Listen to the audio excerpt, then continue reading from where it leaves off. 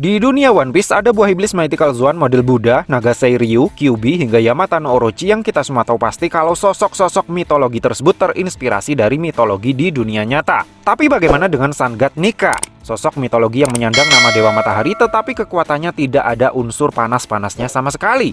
Seisi Google sudah saya obok-obok, tetapi tetap saja saya tidak bisa menemukan sosok mitologi yang nama dan kekuatannya cocok seperti gambaran Sun God Nika ini. Jadi saya pikir, fix, Sun God Nika adalah dewa original yang hanya ada di dunia One Piece. Oleh karena sosok ini adalah sosok original, maka pastinya suatu saat nanti akan dibuatkan cerita flashback khusus terkait asal-usulnya. Dan saya yakin 52,5% kalau asal-usulnya ini pasti akan berkaitan dengan ras Buccaneer. Kenapa bisa begitu? Sejauh cerita berjalan, hanya ras Buccaneer lah yang diketahui masih percaya 100% kalau suatu saat nanti Sun God Nika pasti akan datang. Dimulai dari ayahnya Kuma, ras Buccaneer paling lawas yang sudah muncul di dalam cerita, yang masih hafal betul dengan pose superhero-nya Nika hingga soundtracknya. Kepercayaan yang dia anut ini kemudian diwariskan kepada Kuma, yang kemudian mewariskannya lagi kepada Bonnie, sebelum keturunan terakhir ras Buccaneer tersebut dihapus kesadarannya. Saya curiga kepercayaan tentang Nika yang menyebar secara underground di kalangan para tahanan dan budak pemerintah selama berabad-abad, juga merupakan buah dari kepercayaan yang terus-terusan diceritakan oleh para tahanan atau budak dari keturunan ras Buccaneer, termasuk dia yang mendongengkannya kepada Huizwu yang ironisnya sempat dipenjara gara-gara gagal menjaga buah iblis yang dia tidak tahu kalau itu adalah buah iblis Hito-Hitonomi model Sun God Nika. Sehingga meskipun saat ini ras Buccaneer sudah diambang kepunahan, tetapi kepercayaan akan Sun God Nika masih terus tertanam kokoh di kalangan para budak dan tahanan pemerintah dunia non-Buccaneer.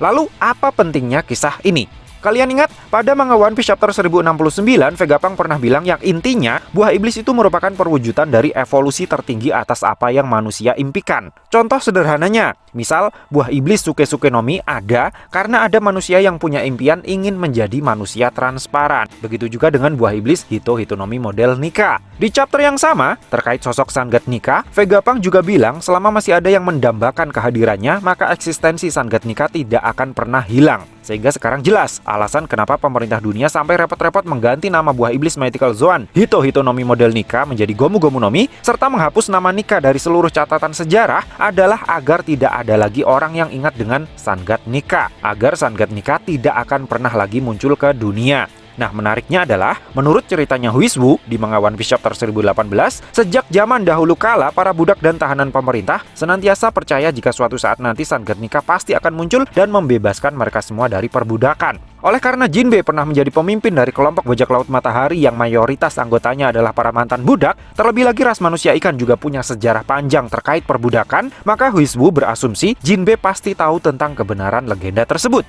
Sayangnya harapan besar dan ekspektasi tinggi Huizwu kepada Jinbe ternyata zong. Meski manusia ikan punya sejarah panjang terkait perbudakan, ternyata legenda tentang Nika tidak familiar di circle mereka.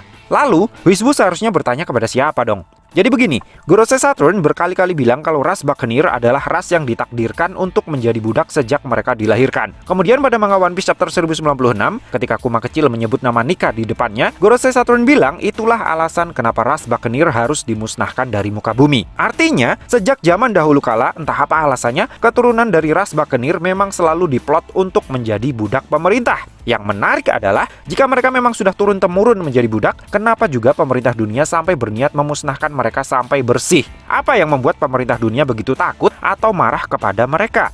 Jawabannya menurut saya cuma ada satu. Keyakinan yang begitu kuat dari para budak Buccaneer jika suatu saat nanti pasti akan ada yang datang untuk menolong dan membebaskan mereka semua dari perbudakanlah yang melahirkan sosok Sun God Nika. Sosok inilah yang kekuatannya kemudian bermanifestasi menjadi buah iblis Mythical Zoan Hito-Hitonomi model Nika. Dengan lahirnya sosok Sun God Nika, perlawanan memperjuangkan perubahan tata kelola dunia dimulai. Namun sayangnya, 800 tahunan yang lalu, perlawanan yang dipelopori oleh Nika berhasil dipadamkan. Tapi karena kekuatannya sudah bermanifestasi menjadi sebutir buah iblis, pemerintah dunia takut suatu saat nanti orang yang mewarisi kekuatan dan tekad Nika akan muncul kembali. Maka dari itu, dimulailah usaha untuk menghapus istilah Sun God Nika dari semua catatan sejarah oleh pemerintah dunia. Salah satunya dengan cara mengubah nama buah iblisnya menjadi Gomu-Gomu no Mi dalam ensiklopedi buah iblis versi revisi, dan memusnahkan keturunan ras Buccaneer yang menjadi penyebab lahirnya sosok Dewa Matahari tersebut. Saya rasa itulah dosa terbesar ras Buccaneer yang membuat ras budak itu menjadi musuh nomor satu pemerintah dunia dari zaman Void Century. Sayangnya, meski semua usaha sudah dilakukan, tetapi gelombang perubahan memang sudah tidak bisa dibendung lagi. Salah satu mantan agen pemerintah dunia sendiri yang justru menyebut nama Sun God Gatnika di tengah pertempuran sengit di Wano Kuni.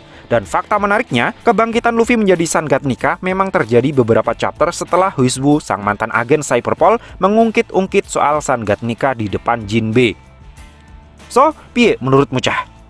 Terima kasih sudah mampir ke channel kami. Jangan lupa like, share, dan subscribe jika menurut kalian video-video kami cukup menarik untuk ditonton. Sampai ketemu lagi dalam video kami yang berikutnya, and matur nuwun.